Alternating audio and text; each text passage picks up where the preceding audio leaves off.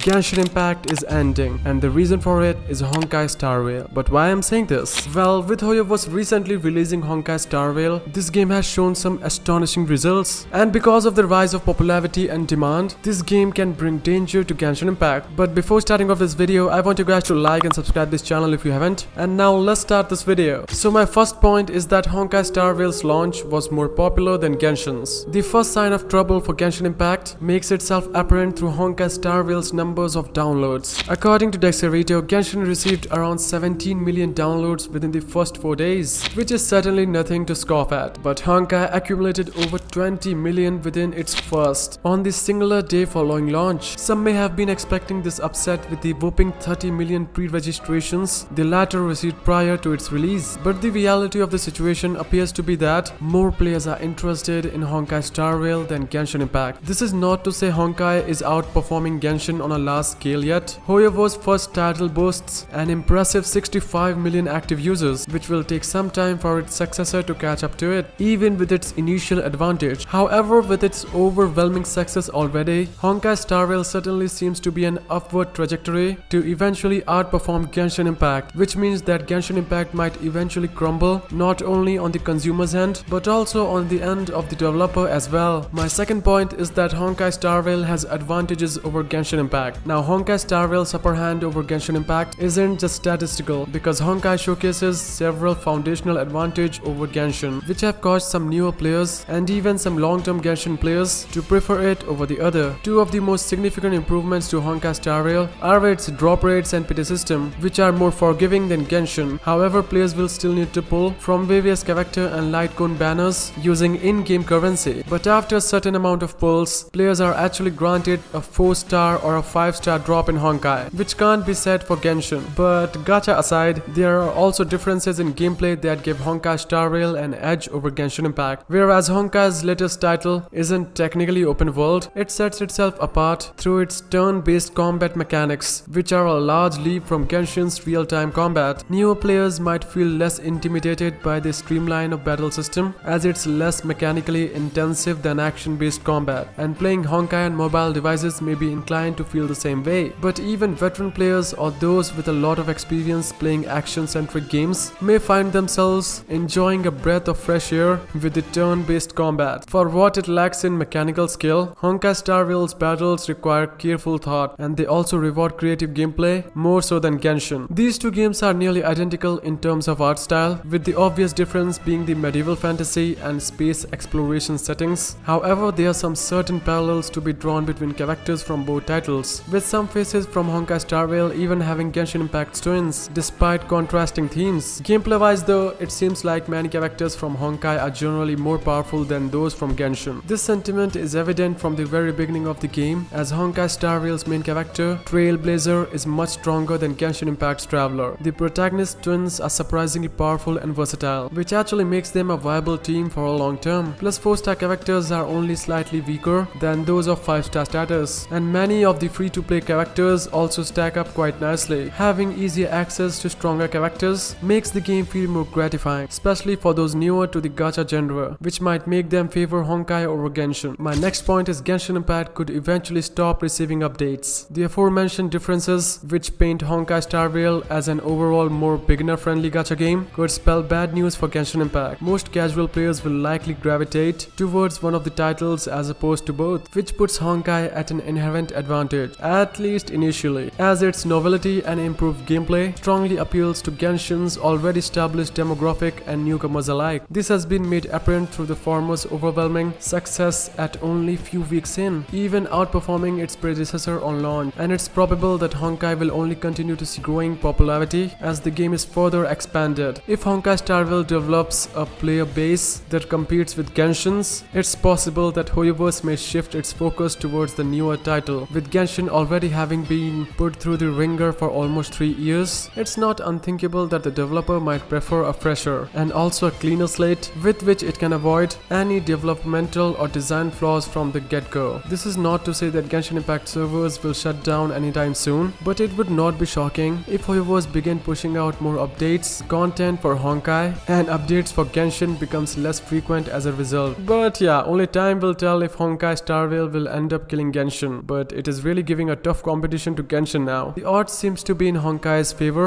However, Genshin is nothing short of a success story, and Genshin still have some significant advantages over Honkai, such as its multiplayer features and more expansive social system. However, with Honkai Star Rail already managing to outperform Genshin Impact in other ways, Hoyoverse fans may end up seeing the original title eventually succumb to the prosperity of the other. But what do you guys think? Is Genshin Impact going to end anytime soon? Comment down your opinions below. And if you want to see more videos like this, then do subscribe our channel and also press the notification bell to never miss our future updates. Till then, I will see you in the next video. Thanks for watching.